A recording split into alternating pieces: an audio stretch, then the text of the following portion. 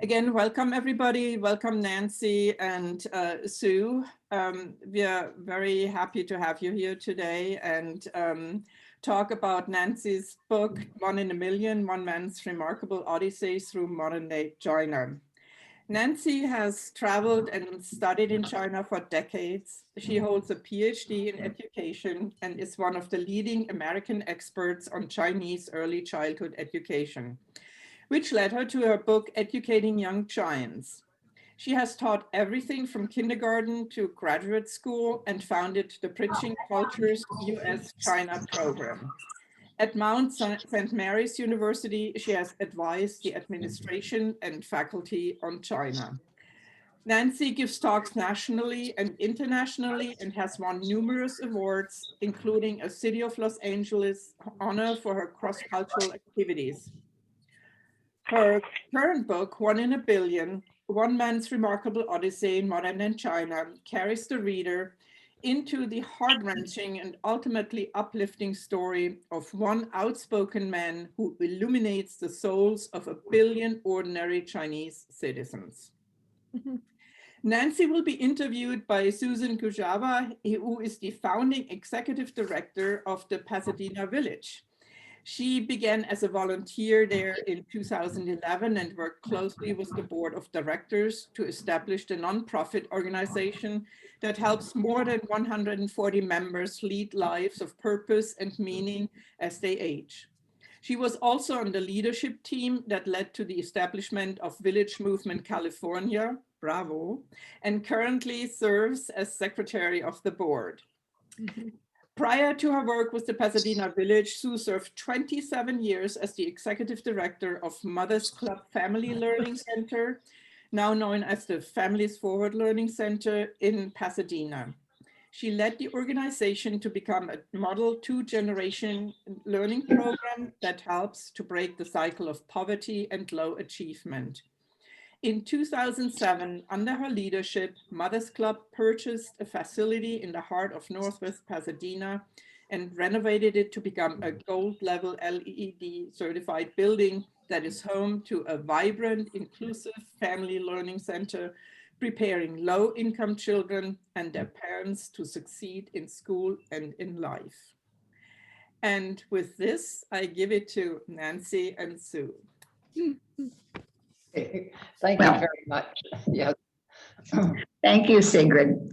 Thank you. Well, Nancy and I are very pleased to have this opportunity to talk to you about her book and about this remarkable man who is living through complicated and contradictory times. So we'll get on with, I'm going to have some questions for Nancy.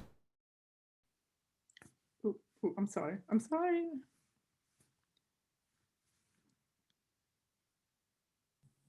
Okay, can you hear me? So Nancy, tell us how you met An Wei, Oh, you have to unmute yourself. We have to, yeah, I know. One more thing to remember. Yeah, Nancy. Whoops. Oh. Okay. All right. Yeah. Okay. So I had been going to China for about 10 years when I met An Wei. I had been going as a mid-career graduate student and then later as a professor of education doing research and consulting. And after about 10 years, a friend of mine wrote and said, I have just met somebody you have got to meet. And he said, you are both working on similar things, trying to get Americans and Chinese citizens to get to know each other better and to sort of go past the political world. And so he gave me the contact information for An Wei. I wrote An Wei. An Wei wrote me back. We agreed we should meet, but it took a while because he lived in the middle of China and I actually lived in the United States. And when I went to China about twice a year, I went to the East Coast. But we did finally meet, and we've been in touch ever since. I'm going to put up a map of China here, and you can show us where you were doing all of these things. Okay. So can you see? Okay. Yeah, Okay, yeah. all right. There's Beijing, which is the capital of China. I'm sure you all know that. Toward the north, if you go farther north, it really is freezing cold in this wintertime. Then if you go down this east coast to Shanghai is the next really large city, megalopolis. And it has a very different culture from Beijing, and there's sort of cultural rivals. They have very different dialects, etc. And then if you go east in west to Nanjing, that's my Chinese home. I've been going to China for about not quite 30 years. And so on every trip, I spend time at Nanjing University. They've always been my hosts, and just, it's a great community to spend time in. And then if you go farther west, you come to Xi'an, which starts with an X, and that's sort of the center of the population of China, because most of the Chinese population is on the East Coast. And it's also the cultural center. Historically, it was the beginning of it was the beginning of the Silk Road. And in fact, that's where the large terracotta army is. And it was founded when An Wei was an adult. There are other terracotta armies also in China. And then if you go west to underneath the X in Xi'an, that's about where An Wei's poor village is and where I've spent a fair amount of time. So that gives you a little bit of geographic context. So just a little about those 10 years that I spent before I met An Wei, and have actually continued doing that kind of work. This is the plane that another graduate student and I boarded in December of 1989. Our advisor had gone before us. He was very connected actually to Nanjing University, and was consulting with them. In fact, he was on sabbatical in 1989 when Tiananmen Square massacre happened, and he had to leave along with all the other foreigners. December 1989 was tense, but people were beginning to try to help reopen China. And the faculty in Nanjing University were working very hard to help their students connect to the West and overcome all the problems that had been caused by the universities being shut down for 10 years during the Cultural Revolution. So we spent about 3 weeks there on that first trip at Nanjing. We spent all of the time at Nanjing University and in the schools of Nanjing. The school looks pretty much like this today also, except the bicycles have been replaced by motorbikes and motor scooters and some cars. I returned 2 years later, maybe 3 years later, actually, and to collect data for my dissertation. On that first trip, the other graduate student and I had spent a lot of time in preschools looking at preliminary data. And so I went back to collect data for my dissertation from 2 and 3 year old kids, which it's a challenge, but it's also a lot of fun. The man in the middle is one of my research associates. That trip, I traveled for about a month by train. I went by myself, and to various cities where I collected data. In each city, I worked with someone. I do not speak Chinese. And in fact, even if I did, I would be able to, I would need a Chinese person working with a child because I'm very foreign looking. I tried to sit as far away as possible, which wasn't very far with those little tables, but so I didn't scare the kids. So, because there were not many foreigners at that point. Later on, I began visiting elementary schools. This is the first school I visited, actually. It's a first grade Chinese class. The kids are carving the new characters into the air to try to remember the strokes. And I've now visited probably a couple of hundred elementary school classrooms, plus also middle schools and high schools, but I've concentrated on that, and that's how I ended up writing a book that compares Chinese and American education, because I was also doing this research in the United States. Well, Nancy, An Wei's life is quite a switch from preschool education. So how did you feel compelled to write about An Wei? Oh, that did take a while. Actually, during the first 10 years, I had met very early someone who became one of my earliest research partners, woman by the name of Huang Rensong. She was in her probably mid-70s when I met her. She was a very feisty, difficult but enjoyable person to work with. She was excessively demanding, and she and I had different research styles, so we had a lot of long discussions. And but she was an expert in preschool education, and she had been pushing for better preschool education, better nursery schools, starting in the 1950s. And she pushed back. She was intolerant of people who were incompetent teachers or didn't care for what they were doing. And of course, her pushing back got her in a lot of trouble. What I realized was that her whole, her life spanned that of modern China's development. She was born before 1949, which was the first year of the People's Republic of China, and she ended up,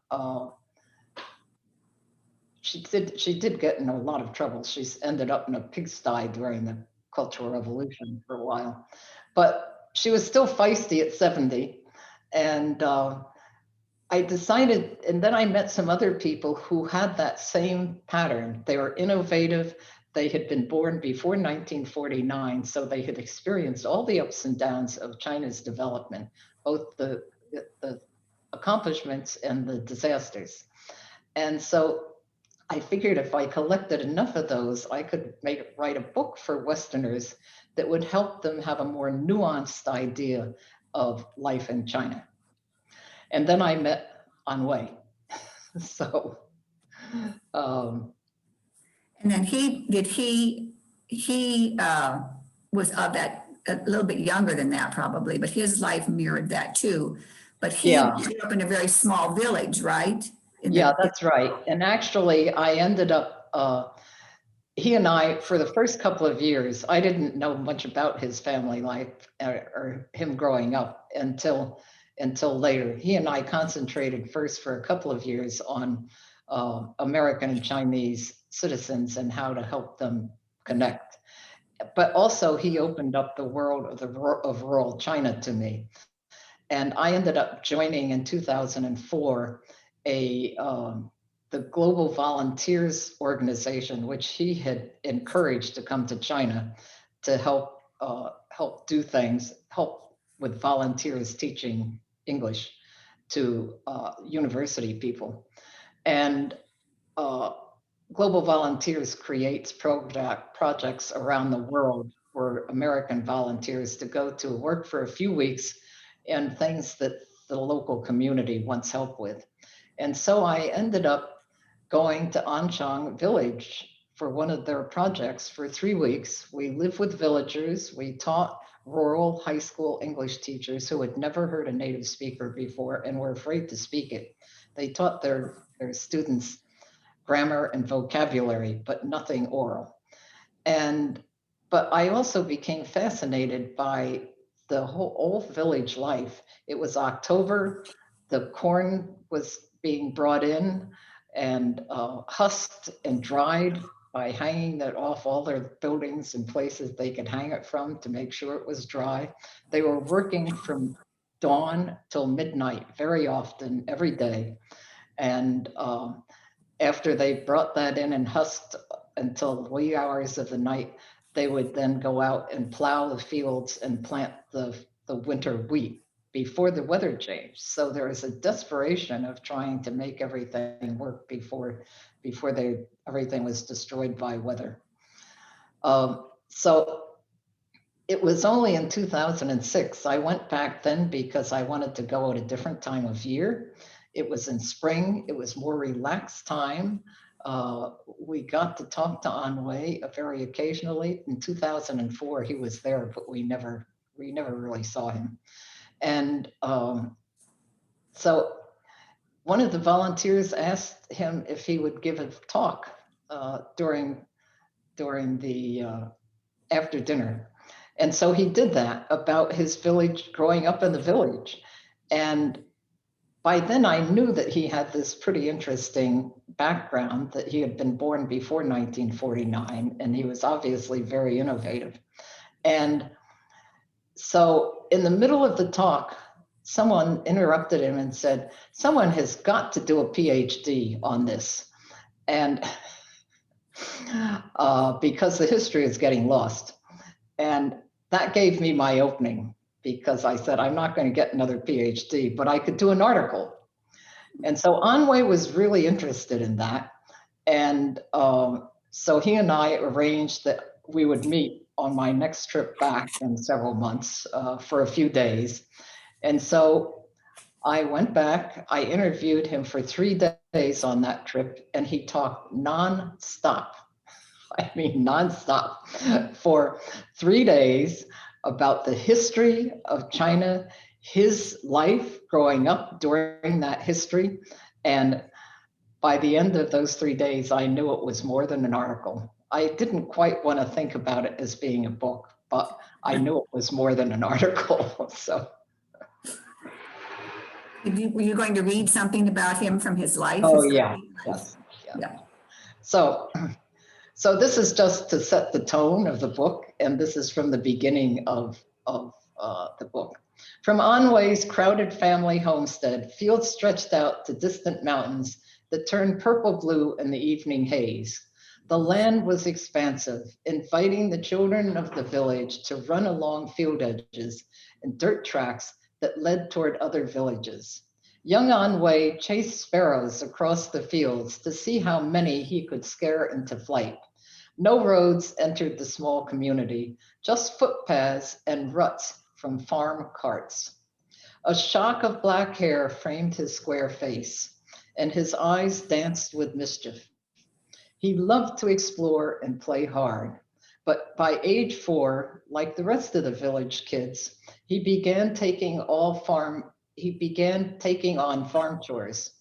Though he worked willingly, he showed the fierce temper and stubborn nature that would accompany him throughout his life. As a toddler, he cried and rolled his way through temper tantrums, obeying no one. He stopped only when he exhausted himself, and that actually sort of sums up the adult life of An Wei. So we have a few pictures about his village.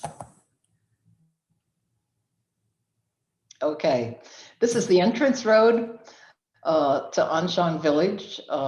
As I said, it's a small, poor village, and the soil is made of what's called loess, which is blown down from the steppes over the millennia. It's very fine grained, and from my experience, it is definitely the stickiest mud I have ever come across.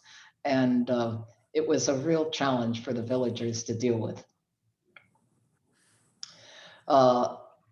This is about 2004 or 2006. And this is the entrance to Anchang village. The houses to most Westerners look very modern, and because they're tiled and concrete, although a lot of them are also made of brick, which I think about for earthquakes, because you think, I wonder how long that's going to stand. But in fact, they're not as modern inside. They're certainly much better than houses were 30 years ago or so. But the insides, a large portion of them are devoted to storing farm tools, seed bags, motorcycles or motor scooters, farm carts, etc. So there are sections of the house which are made for living. I mean, with a dining area, a place to eat, and a place to sleep. But they're not as fancy as they look. This was in 2006. This is An Wei actually standing in front. He's looking very dictatorial, but in fact, he's pointing at something they're all laughing at. And I don't remember what it is, but I think it was probably a kid, a young goat, because it was spring and the goats tended to be picketed along the side of the roads, and they were very busy being cavorting, excuse me. So everyone's laughing, and it was more relaxed because they were waiting for the crop to ripen. This is a area of the village called the Hollow, where there are a lot of caves. In this part of China, many people still live in caves, actually, that are dug into the solid loess that will sustain them and not collapse, although occasionally they do. A number of villagers actually lived in these caves until the 1980s. So, but this gives you, and people have obviously taken every single corner of the land to plant the winter wheat, which will be harvested soon. This is the center of Anchang. It's about twice this size. The main road that goes through Anchang is about a city block long. So it really is a fairly small place. Well, Nancy, from the prologue that you read to us, it's obvious that this is not a scholarly research paper that you're writing about An Wei. So tell us, how did you manage to switch from that academic writing to the storytelling of An Wei's life? It was a long process, let's say that. As a mid-career graduate student, I learned to do academic writing. And that is actually a very important way to communicate research. It's very tightly structured. It relies on the data that you have, on theory, and it's really written for other researchers. There are people in the public who read things and understand it well enough to get things out of it, but it is not meant for the general public. I mean, it's storytelling, but in a very different way. So I knew I had to learn something. I had, starting when I first went to China, I had been doing some non-academic writing because, in fact, my friends and family were saying, "What on earth are you doing there?" And so I began writing something called China Images that were a little bit like families, sending a letter to a family.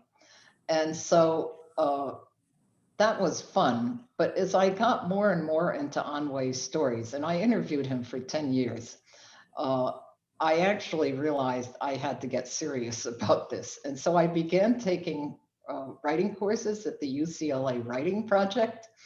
And I took a couple of nonfiction writing courses, and then I took an essay writing course, and then I took some more nonfiction writing courses. And then I did take one course in novel writing because although I was obviously not writing a novel, I needed to learn how to bring a character to some fullness so you could get a feeling for him. And I had gigabytes of interview data, but in fact, translating that into something that would make a story was great. And then at some point, I decided I really had to get even more serious. And so I applied for a fellowship to a wonderful workshop called the Vermont Studio Workshop in Northern Vermont. They accept 90% visual artists of all different kinds and 10% writers. And for me, that was a perfect arrangement because it gave me a chance for 3 weeks to talk to people of all different artistic styles about how you create a project and how you bring it to an end, which is not simple. And so by the end of those 3 weeks, I had managed to write the arc of the story of An Wei's life, which is like the spine of a book. You need that sort of structure in order, and then it was just write, rewrite, rewrite the drafts, etc. You mentioned how An Wei loved to talk, but was it difficult to get him to open up about his life? Yes, indeed. He loved to talk about big ideas and policy, foreign policy, protocol, the structure of the Communist Party, you name it. He had a lot of things to say about it. And I needed to know that, and I needed to know the history of China. But I also wanted to know what they ate in the village, and what they wore, and what were the desks like when he went to this little school in the village. And so I tried various ways, and he would sort of give me a couple of morsels of details, and then he'd go back to his large pictures. And so I actually ended up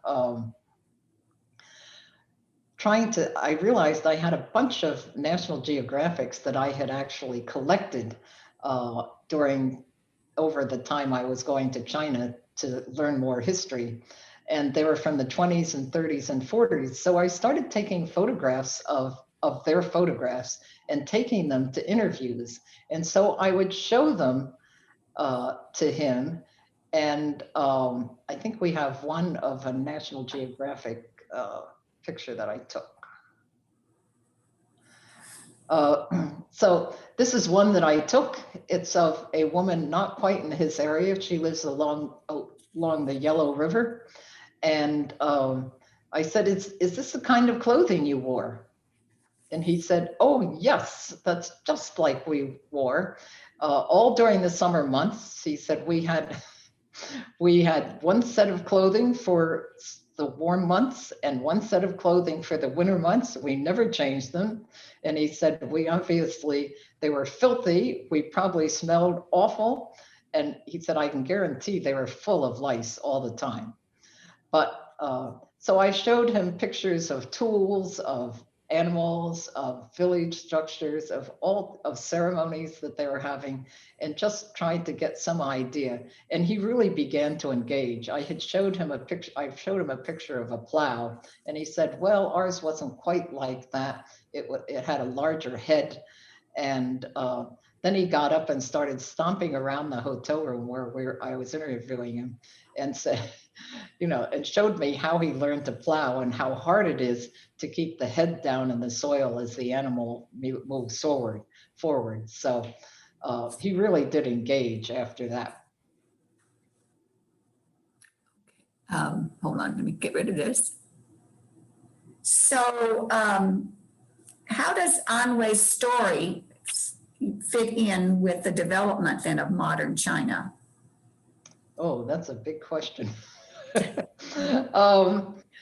He grew up poor, very poor. I'll try to go through this quickly, but give you a picture of its general structure of his life in relation to what has happened in modern China. They never had enough to eat. They were always hungry, and one of his biggest fears throughout his early life was that he was going to starve. But also, in 1950, when the first year of the People's Republic of China, the Communist Party began education in rural China. It had not existed until then, except in very, very few villages. So for the first time ever, in 1950, a school was opened in Anchang. They used the Buddhist temple, which was a one-room building. One school, 4 grades. They sat on benches made out of loess, which he said were great in the in the hot weather, but freezing cold and hard in the winter. And he was the one kid in the family of 8 kids who went to school. And he loved it. And he studied harder than any other kid. He practiced characters in the dirt. He learned math formulas. He went on to the next school and the next, becoming the top student and often a leader. He passed the horrendous exams to get into college and actually went on. No one in his village had gone beyond the 5th or 6th grade, and almost none had done that.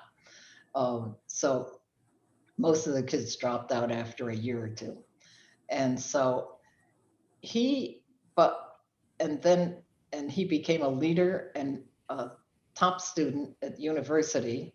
But then the Cultural Revolution started the week he ended his university education. And he had, during the early years when he was growing up, he and the young people of China loved Chairman Mao. They worshiped him because he valued them as the future of China. Their parents could never do that. Their parents could teach them how to survive, how to not starve to death. But in fact, they didn't have any way of knowing what was going to be in the future.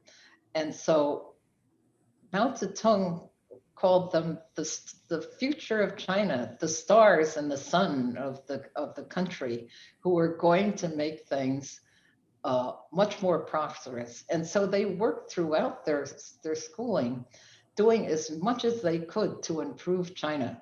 They carried out all the campaigns that were popular during those times.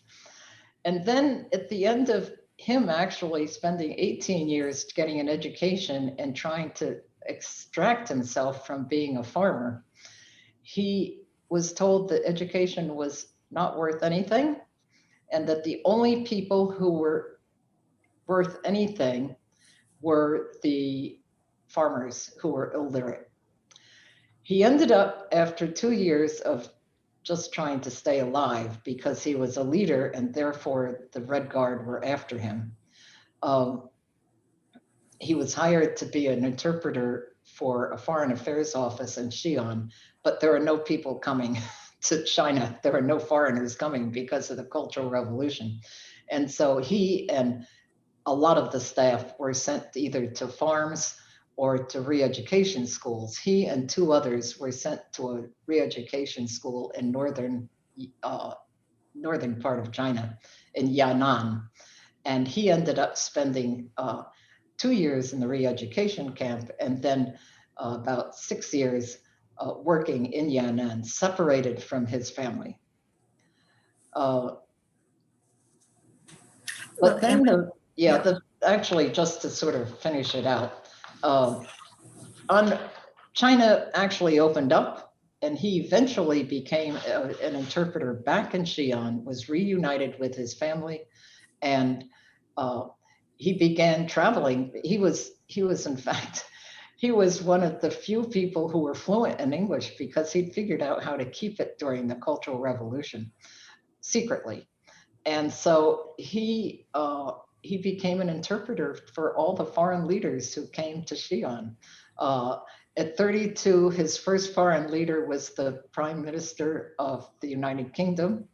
And he went on to do many, many other foreign leaders, including Kissinger and Jimmy Carter. So now we have a few photographs of An Wei during his life. There he is. Right, okay. He looks so glum and sad. That's not his typical stance, but this was his formal picture at the end of 6th grade. This is a tiny picture that he found on the Chinese internet of his school, actually, in the cafeteria with about the time that he was a student, although this is not his class. But he said that's sort of how it looked, and with the headmaster talking to them just before they were having their meal. And this is a picture from about the time of his, when he was in Naniwan, which is a rather well-known re-education school. And he would have been the one carrying the flag because he was younger than most of the people who were there when he was there. They went out to do their work in groups, supposedly singing and acting happy the whole time, and which they were not.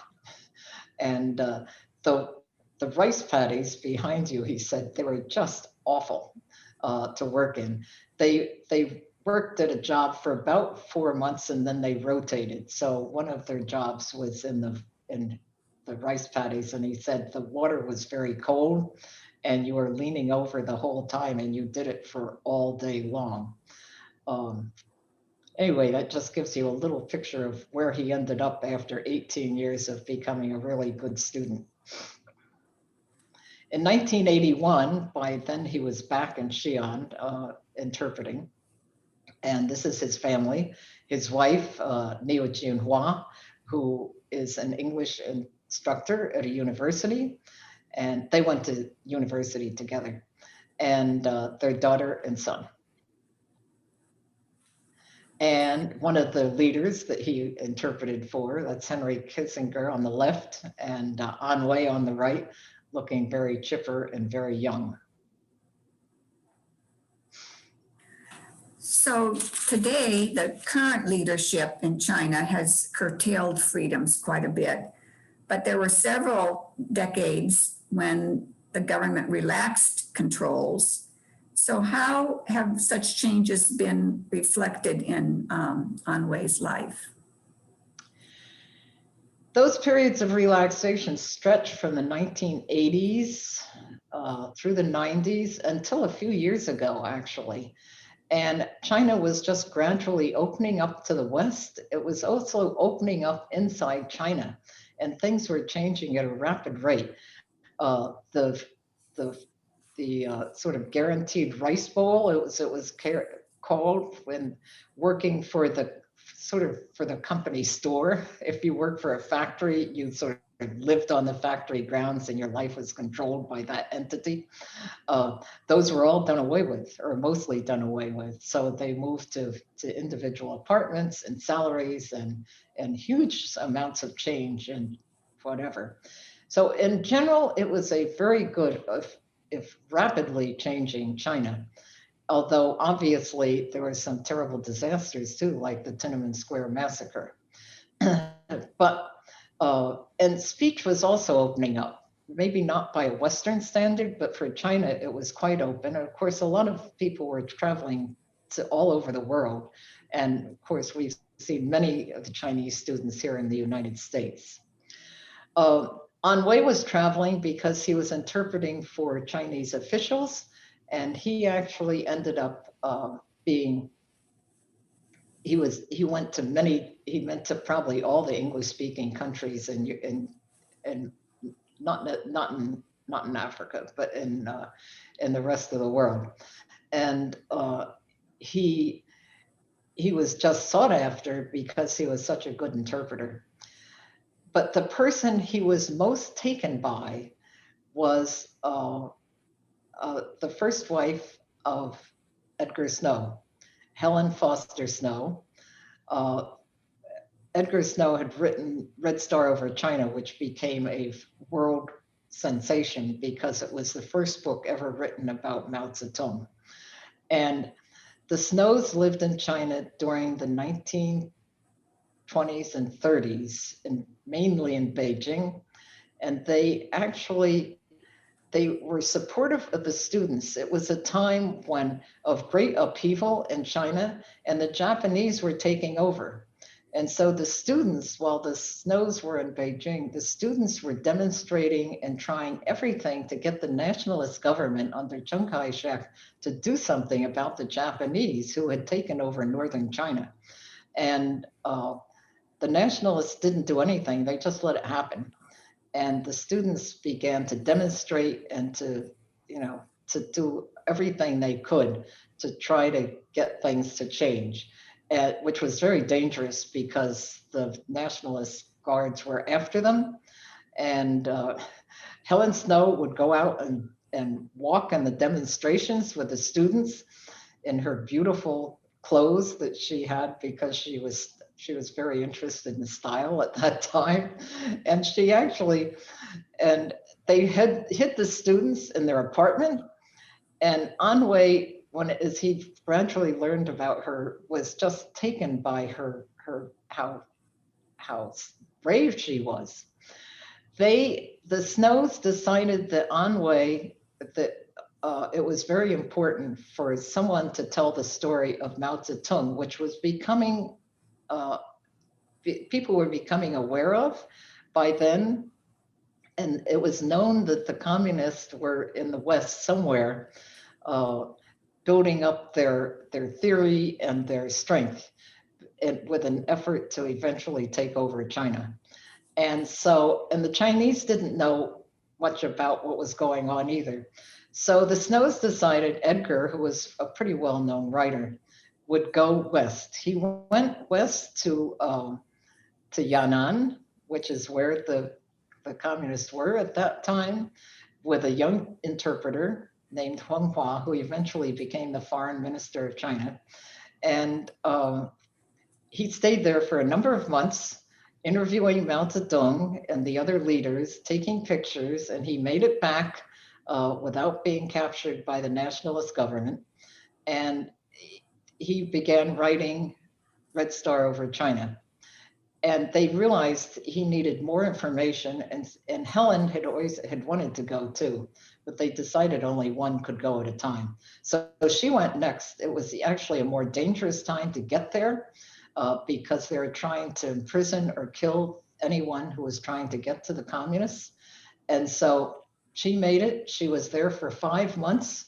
She interviewed Mao again for all the information that Edgar had missed, and collected other pictures. She made it back, and that material is part of the book. But when the book was published, it was under Edgar's name, and she got no credit. And that was true of several other projects that she had started. So An Wei and 2 Americans devoted a major part of their life to trying to sort of reestablish her reputation. And I think we have a picture there of her.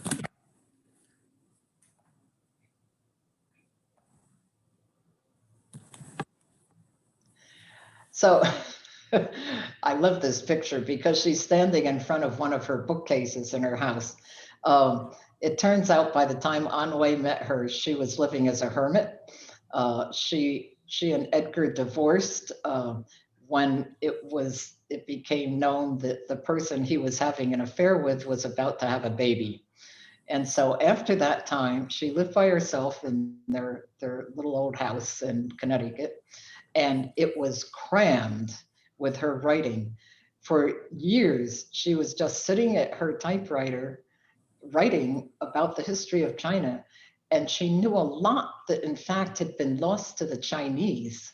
And so her material has been just very valuable for many, many people. And An Wei was able to get a year off as to be a visiting scholar to try to build her trust. And that's An Wei in the picture with her. And has devoted a major part of his life working on reestablishing her in China. And there's now an institute where a lot of her materials are. They're also at Stanford and some other places. He did all this. He started a museum. He started various projects for her over the years and did a lot of translating, but he was also doing that at night and on weekends because in fact, he was doing his regular job as being an interpreter. So in later years, he founded many new projects, including, I mean, I'd mentioned the Global Volunteers, which in the early 2000s he convinced to come to China to help out. He started a Translators Association, which is still going. It works on translating Chinese literature, of which there's a lot, and modern literature, to other languages. And probably the most audacious thing he did, but he did a number of others, was to start a Democratic Congress in his village, much to the annoyance or more of the local officials. And so that Democratic Congress actually lasted for 7 years. So that's a little bit of the story of An Wei. I've obviously left a lot out. So, and I am going to end with just actually it's the last paragraph of the prologue. His story is one of survival in ever shifting and sometimes dangerous times. It is a compelling story of a resourceful individual determined to work toward a goal despite myriad compromises that he accepted to survive. Resilient to the core, he continued to fight injustice when others gave up. He has seen defeat as a chance to battle again. In the process, he has become a guiding light for young Chinese who want to improve their homeland. So that's sort of a summary of An Wei. Thank you, Nancy. That was great. That was just great. So I hope that you have an idea of how one man's life in China can help the country. And I hope you have a glimpse into the complicated history of this country. And the book is One in a Billion. As Nancy said, One Man's Remarkable Odyssey Through Modern Day China. And I think now Ingrid is going to field questions and Nancy will answer them. So I'm turning it over to Ingrid. Yeah, again, thank you so much, Nancy. That was great. That was very informative and really interesting. I don't know. I mean, I will unmute you all now and let's see. Yeah, or you can actually unmute yourself. And if you have a question, please start asking them, because I think we are not that many people, so we don't have to put it in the chat. But if we don't have any question right now, I will ask a first question. I have a question for Nancy, actually. Have you stayed in touch with the children, actually, of An Wei? I mean, you showed a picture of his family. I mean, a daughter and a son. I mean, yeah, I have not. I mean, I've met his son, but their lives have sort of gone off in other directions, and so and I've just at one point he has a granddaughter, and I asked because I was trying to figure out who to dedicate the book to, if someone, and I wanted to know if I should dedicate it to his granddaughter, and he said, no, please don't involve the rest of the family. So so that's been, so I've sort of made it I haven't sort of aggressively followed through. I have interviewed other people who know An Wei and have worked with him, some of whom have disagreed with him. And so, but not, none of his family. And you had said, Nancy, that he does not have a copy of this book. Oh, no, Yeah. we can't figure out how to get it to him because China has really tightened up a lot. And we're hoping, but someone else has taken over that task.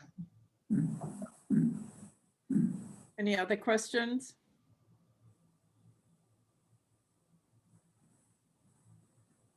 No? Okay. Okay. That's Okay. Oh, there's one. Nancy, given the future will open up again someday, what is your next project or continuing project you have in mind? I have a couple, but it doesn't have to do with China. I'm actually two friends and I who have been together and who have really different backgrounds and different cultures have been having conversations about why on earth we're friends. And so that's a whole nother cultural picture. I probably won't go back to China again. I mean, it's just right now is not the time to go back. And it's just hard to know how this book is going to be viewed now. 3 years ago, it was fine. I have all the papers for having it translated from a Beijing publishing group. But in fact, my guess is that that's not going to go forward at this point. But you just, China is this very complicated place. So it's very hard to predict. Is An Wei, he's aware this is being published and he's, Oh yeah, yes. I mean, I have actually not talked to him about it for probably a year, but in fact, he has a really good friend who's actually in the book, whose name is Sharon Crane. And she actually, she does communicate with him, but communication right now to China has become very limited because July 1st is the 100th anniversary of the Communist Party. And so everything is being shut down, basically. All WeChat communication, everything is just shut down right now. we can control, but is he in any danger from once this book gets? It's hard to know, but in fact, I think number one, he's resilient. I think anyone who lived through the Cultural Revolution has actually learned long ago that there are times when you actually can talk about what you think and other times when you don't. And so that's part of it. That's called survival mode. The last thing that his friends saw was from him has been I mean, except for a very sort of Happy New Year type kind of of WeChat message was that of video, a very professionally developed video of how wonderful Xi'an is. So, I mean, he knows how to do what you do. However, what he's working on is of value to China. Helen Snow was honored by China. The leaders under Mao Zedong loved her and the work she had done, and understand the value of the history that she was writing about that no one in China knew. And so, and he has spent 10 years getting young faculty members to actually do translations of her work. And there's now an institute at a large university in Xi'an where they were working on that. And that's the kind of thing he's working on now. So that's a safe area, and a very valued area. So he just, he's a survivor, but he's never sold out. I mean, he has always learned how to push back in sort of quiet, annoying ways. And he has pushed back all the time. I mean, people who have known him and have read some of the things in the transcripts that I have say, oh, why didn't he get put in jail? So, but he just didn't. I mean, he didn't believe in bribery. He didn't believe in the corruption that was in the government where he was working. He fought back against it all the time, and he pushed back, and he paid for it at times, but never in physical ways. He sounds like a real hero person. Well, he also figured out how to when they pushed back and took away his jobs or something. He had all these other projects going. So so I can't work here. Well, I have a translation association going, etc. So which he always did in his free time. So I'm so glad he's never been idle. I'm so glad you met him. That's wonderful. Yeah. Well, it was just obvious that this had to be communicated, and he's really told the story of every Chinese in a way. And because he's from a rural area, that's one reason he really annoyed a number of the people who were in government and in situations. Of course, everyone was in government for a lot of years in China, but he had a work ethic that many people didn't have. And because a lot of people got very little education during the Cultural Revolution, they had jobs that they didn't know how to do. And so they spent a lot of time playing cards and mahjong and smoking and trying to figure out how to impress their seniors and bribe them, basically. but An Wei felt that he had, you know, that it was his duty really to work hard and to create a better life for his village and for anyone he could help. Was he never tempted to take his family and leave the country? There was a period, no, I think I can say that pretty directly. There was a period when he was in the United States and discovered that he had had a job removed from him. And people here, it was at a time when things were getting tense, and people here who knew China, I mean, Chinese Americans and others, said, An Wei, stay here. If you go back, you're going to end up in jail. And he said, I'm going back to defend myself because what they're saying about me is a lie. And so he actually ended up going back, and he paid for it in ways, but he didn't go to jail, and he wasn't, and that's when he just did a lot of other projects at night and during the day. I mean, he just figured out how to keep going in his own way. So he did go back against and he actually agreed with the last person he saw before he went back. He said, okay, he said, if I'm email, he said, I'll create a code with you, which the American was trying to insist on. And that was, he said, if I write that the weather is good, that means it's bad for me. And if I write that the weather is terrible, that means everything's fine. So he did sort of knuckle under to that extent, but he fought things all the time, and he was because he was a student throughout his life.